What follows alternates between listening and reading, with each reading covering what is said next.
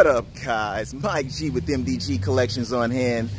Today, ladies and gentlemen, I have my buddy Jay-Z Rides again, and we're going to talk about 5 things he absolutely hates about his 2018 Jeep Wrangler JL Rubicon. All right, what up, guys? Jay-Z Rides here. This is my 2018 Wrangler JL Rubicon. I absolutely love this thing, but today I'm going to talk about the 5 things that I hate about this Jeep Wrangler. Number 1, I think is the most obvious one, is the gas mileage. Now, I bought this thing knowing beforehand that the gas mileage sucks on this thing. Everybody knows that. It's no secret. I'm at the gas station a lot. You know, I guess that's the price you pay for this type of vehicle. The problem is, in 2018, you would think by now there would be a solution to get the gas mileage up. You know, maybe if they can get this thing to about 25 miles per gallon on the highway, I wouldn't complain. But right out of the factory, it's right at 23. You're not going to get that. You're going to get around 20 with the Rubicon. Then you add to it the 35-inch mud terrain tires and the aftermarket wheels. With the weight of the wheels, the weight of the tires, this thing takes an even bigger hit. So right now on the highway, I'm getting maybe 17 miles per gallon, and that's doing about 55 miles an hour. The faster you go, the more that gas mileage drops, and you put on the air conditioners thing and it drops even more. So that's probably the number 1 thing that I don't like about this, is the gas mileage. Okay, number 2 is the price. A lot of things were approved on this. As a result, the price went up, and it went up substantially. This, with all the options, is a $62,000 vehicle. Now, of course, there are discounts, there are invoice pricing. It'll knock 5-6 grand off if you can negotiate, but it's still an expensive vehicle. Just imagine buying a $62,000 Audi or Mercedes and taking that thing off-road where it's going to get scratched up, it's going to get mud all over it.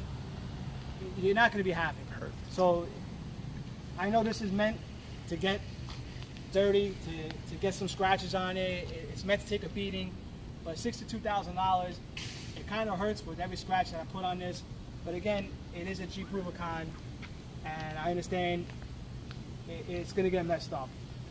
But again, $62,000 for a vehicle that's just going to get dirty anyways doesn't really make any sense. So I would like to see the price come down. And at the end of the day, you're spending all that money, it's still just a Jeep. Number 3, coming around to this side, is the antenna. As you can see, I wasted no time upgrading to a 15-inch Quadratec HD stubby antenna. Goes for about $36 on Quadratec.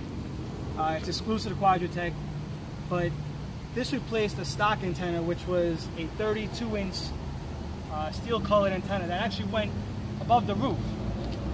Now this thing already sits high up, so now you're pulling into your garage and you have a low ceiling. That antenna is going to bend back. It's going to bend. It's going to get damaged in the long term. But the point is, in 2018, you think technology would be there to just come right out of the factory with something around this height. You can't really put the antenna in the glass like other vehicles, because people take the glass off, they fold the windshield down. That's not really an option. So that's probably why they're still going with the old school antenna. But you know, I would like to see something this size. It doesn't draw a lot of attention. You walk right past it, you don't notice it. So I think Jeep should definitely change the antenna that they give from the factory. Now, like I said, this was $36. It is an HD antenna. The reception is a lot better than most antennas out there. You can get one a little cheaper, around $12 off Amazon or eBay, but the reception is not as good. A lot of people complain about it. It bends you know, on the highway. It does make some noise. This wiggles a little bit, but it makes no noise. It's silent, and the reception loss is very minimal. So that's number 3. Number 4 is the hood release on this Jeep. Now, again, it is 2018. Security is a multi-billion-dollar industry. It baffles me why you can just walk up, pop the hood. Oh shit.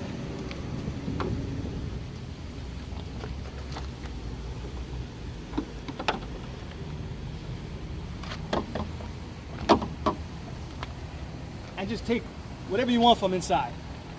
And it is hot out here, so I gotta put this thing down. That's crazy. There you go. I don't have to unlock it. I can just walk right up, pop the hood, and help myself. Wow. It makes no sense to me. Now, one thing that I do understand from Jeep's perspective is this is a Wrangler. A lot of people are going to take the doors off. So if you do the standard hood release on the inside, I get it. If the doors are off, you can walk right up to the hood release, pull it, and the hood's popped, and it doesn't really matter. But I have a solution for that. If you can come out with a hood release on the inside that has a keyhole in the center, and if you're going to remove the doors, if you can just put a small key in there like a glove box and just lock it, then no one can pull that hood release, and there you go, they can't release the hood. So that's one thing I just don't understand, is the hood release. You can just walk right up to it, undo the latch, and help yourself to whatever parts you need. So if you're worried about taking the doors off and pulling that hood latch, then just buy the locking hood latch kit from Mopar, and that solves that. The last thing I don't like is the auto start stop feature. Now, this is getting back to the gas mileage. I guess Jeep, they figured, all right, it's not an aerodynamic vehicle, so what can we do to fix that? We'll install the auto start stop feature. To be honest with you, that doesn't save you any money in the long run, because now every time you stop at a light, that thing shuts off on you, it starts back up again, you're using your starter, you're going to burn your starter out even faster. And a new starter for a Rubicon, if you go to a shop, is going to run you about $300, $350 installed. So unless the price of gas hits about $6 a gallon, in the long run, you're not going to save any money. And another thing is, that feature is not going to draw in any new customers. No one's going to say, hey, look, it's got the auto start stop feature now. I can afford the gas to drive this Rubicon. Yeah, let me go out and buy one. That's not going to happen.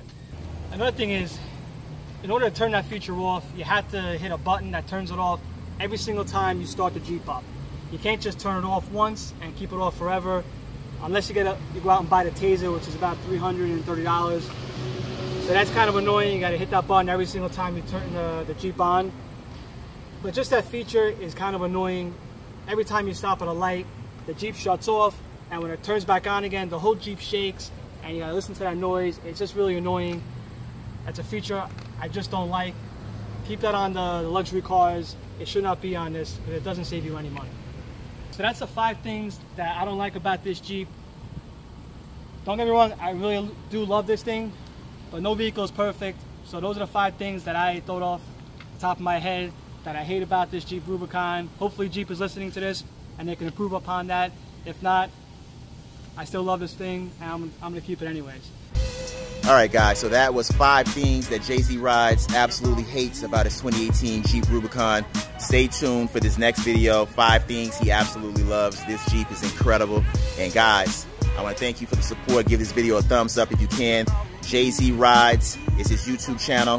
His link to his channel will be in the description of my video. Make sure you subscribe. This guy has some incredible content coming up soon. So like, comment, share, and subscribe. And until next time, ladies and gentlemen, that's going to be a wrap.